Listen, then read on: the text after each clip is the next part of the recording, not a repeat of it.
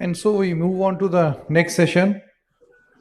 Uh, this is Advances in Cardio Obstetrics 2025.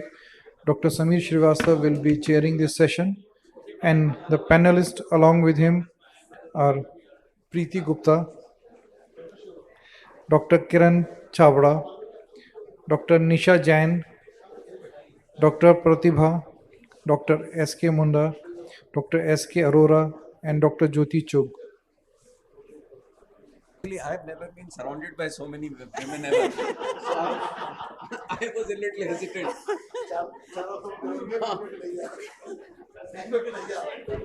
नहीं बिल्कुल नहीं, इसीलिए मैं कोने में जगह ढूंढ रहा था. चलो जी, so this is going to be the last session of the day, hopefully, and we have some very interesting topics. The reason is that unfortunately medical practice is advancing so rapidly that it's difficult to keep abreast with your own specialty, forget about others. Number two, within our own specialty, we are so obsessed and so opinionated that when it comes to a patient who has got multi-speciality care which they need, we actually become so opinionated that we forget about respecting others' opinions. And that's the reason it is so important that we must have sessions like this where multimodalities are discussed, thrashed out, and there is some kind of a mutual consensus which comes out of this discussion. So let me invite Dr. Simi. Simi is an old friend of ours. We have had some very good times together at Scott's Art Institute. She currently is in Faridabad. She is going to talk about echo changes in normal pregnancy. What we can do is we can have all the presentations, and in the end we can have some discussion out of it. Simi, all yours. Good afternoon, everyone, and thank you to Dr. Rakesh Gupta, sir, for inviting me here. And before starting the session, looking at the podium, it looks like a woman empowerment session. But we are going to discuss normal pregnancy today. I mean, my topic is echocardiography in normal pregnancy. So basically, pregnancy, as we all know, it's a kind of a अब normal होती है sir, pregnancy तो normal होती है पर women में अब normality होती है. So as we all know that pregnancy is a kind of a hemodynamic challenge to a woman, and every time a elderly patient or a patient in a middle age comes to me and first time with a problem, I always ask her, what is the age of your child, and was that pregnancy normal or not? Did you have any difficulty in having that baby? So basically, we ask this type of question because we know that pregnancy as such is a challenge to the woman. And if she has some abnormality, that would generally be picked up during her pregnancy phase. And echocardiography, as we know, is a non-invasive technique. And there are certain changes in the pregnancy which a woman could feel, some tachycardia, some breathlessness, and to identify whether it is the symptoms are due to normal pregnancy or she has any cardiovascular abnormality, echocardiography is one test which comes to our help. So basically, echocardiography is a non-invasive imaging of heart structure and function.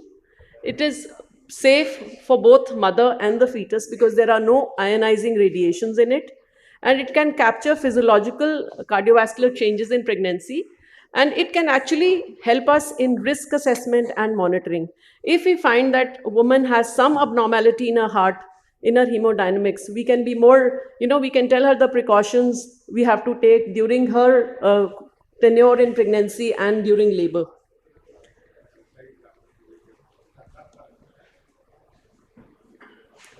So pregnancy is associated with significant hemodynamic changes, making it a potentially high-risk period for a woman with underlying cardiovascular disease.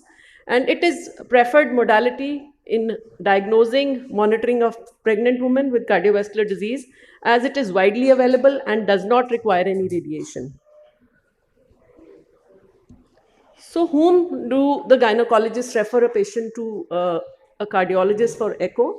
If your patient who's on antenatal checkup, she starts developing symptoms of disproportionate dyspnea or unexplained dyspnea, she has palpitations, or you can auscultate a new pathological murmur. These are the women you have to send them for an echo. Because with echocardiography, you can check on to the cardiac morphology, function, and hemodynamics. They can also assess cardiac valves, chamber size, identify congenital defects, estimate pulmonary artery pressure. What are the normal cardiovascular changes in pregnancy? As we all know that in a pregnant lady, she has to nurture to her baby, placental circulation has to increase. So there are certain changes in the blood volume, changes in the systemic hemodynamics, and there are certain stress situations during labor and delivery. And there is a postpartum hemodynamic resolution. So what happens to the blood volume? Actually, this is on the graph you can see. On the x-axis, there is plotting of weeks of pregnancy, and on the y, you can see the volume. So during the course of pregnancy, you can actually see that the total volume, it starts to increase till about the till she reaches the term, and then there is some downsize. Similar is with the plasma volume. Red cell volume also increases, but not to that extent. That is why these patients have generally anemia. What is the reason for increase in blood volume? It is basically there is increased renin levels and decreased natripeptide levels in the atrium. And so basically the whole process happens to compensate for the blood loss during delivery. And increased blood volume, it results in reduced viscosity, reduction in hematocrit, vascular resistance, and this is all for better placental perfusion. So the blue one shows increase in the blood volume. Red is the RBC mass, which increases to some extent, but overall the hematocrit decreases. These are the changes which happen during pregnancy. In the first trimester, SVR starts to decrease because the placental circulation is starting to set up, and there is to increase the flow into the placenta, SVR decreases. There is increase in the heart rate, increase in the cardiac output, and ultimately because of the increased blood volume, LV mass will increase to about 10 to 15%, and left ventricular end diastolic volume also increases. These changes, they persist in the second trimester, and in the third trimester, there are certain reversals. Like SVR starts to rise in the third trimester, heart rate continues to increase till after delivery. In late third trimester, there is some fall in the cardiac output and LV mass, but left ventricular dimension, it increases till the third trimester, and then after delivery, they decrease. So these are the dynamic changes which happen in pregnancy. Cardiac output, as we've already seen, it starts to increase, and just comes down a little bit just before delivery. Similar is for stroke volume, heart rate, the HB decreases and SVR decreases. So this is the percentage of change which happens.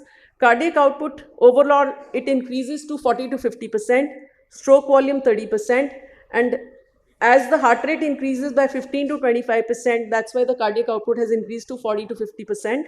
Intravascular volume increases by 45%, SVR decreases by 20%. Generally, systolic blood pressure does not show a change or minimally comes down. Diastolic BP also goes down by 20%. It decreases at mid-pregnancy and pre-pregnant levels at term. CVP remains unchanged, some increase in the oxygen consumption. So this is again a summarizing slide: increase in cardiac output, increase in blood volume, decrease in SVR, and a structural shift is there because heart gets displaced upwards and laterally. There is mild LV hypertrophy and increased chamber size. So this is called eccentric hypertrophy. There is a mild eccentric hypertrophy during pregnancy, which reverses after delivery. So LV ejection fraction remains relatively stable or may slightly decrease during pregnancy. Visually, it may not appear it has decreased because there is tachycardia, but when you do strain imaging, there may be some decrease in pregnancy, which comes back to normal after delivery. Aortic dimensions can increase mildly, while systolic pulmonary pressure estimated for TR, they remain unchanged. And due to the increased cardiac output and volume, transvalvular velocities and gradients increase. So that is why if a patient who's pregnant and has rheumatic heart disease and maybe has mitral stenosis, aortic stenosis, or MR, These changes generally we write during the pregnancy, we keep monitoring it and telling the patient, but finally what treatment she requires, we will have to reassess once her pregnancy changes have become normal in the post-delivery period. So this is one young patient pregnant by in the third trimester. These echoes I just acquired to show you. I mean, people who are doing echo, and if they compare a normal with abnormal, they will see that there is some LA dilatation, some LV dilatation, muscle mass little thickened, that is eccentric hypertrophy. But otherwise, no MRTR can be grossly seen. And these are the, we can do a 3D echo LV volumes for these patients. And if any change we find, we can do a serial echoes to assess for any change. Hemodynamic parameters, we can just do by pulse wave Doppler across the mitral valve. The EA ratio, they generally remain unchanged, but E wave can go up because of increase in blood volume, and the E by A ratio can decrease a little bit.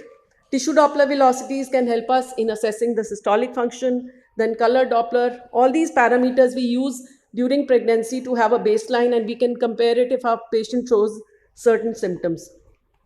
These echo windows I've just shown, Barastan long axis view and a 4-chamber. You can actually, when you're acquiring the echo images, you may not find proper views because in the supine position, the uterus and the abdomen is pushing up. The windows may not be good, but generally echo windows improve if you tell them to lie in the left lateral position.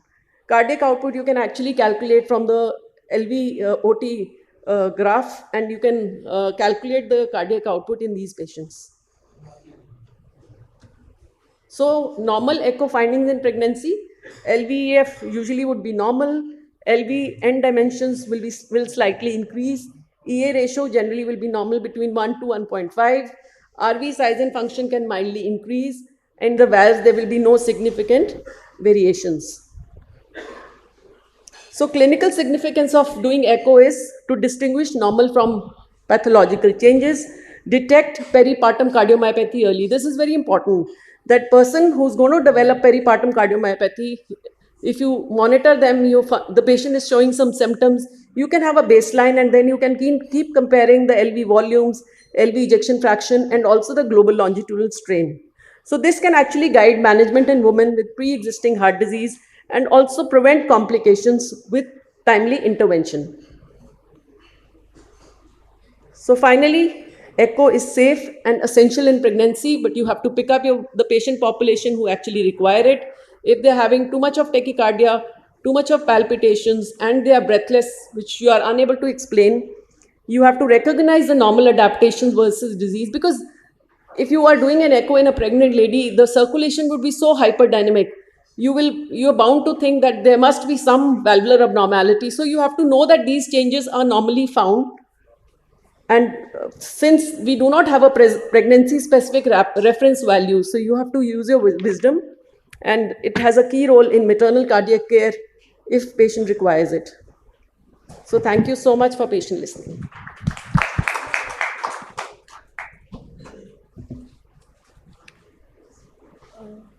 We will have the discussion in the end.